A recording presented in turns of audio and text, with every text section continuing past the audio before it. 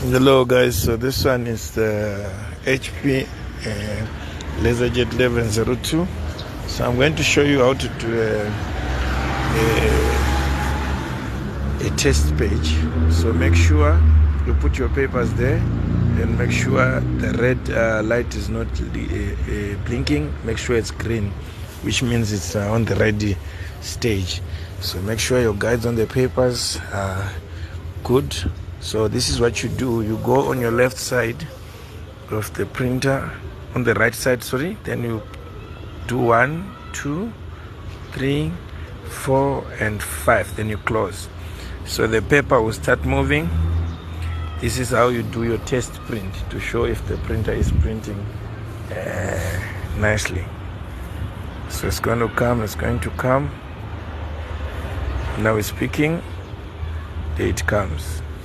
So it must have some lines there, like as you can see on the paper there. That's how you do your test print for 1102.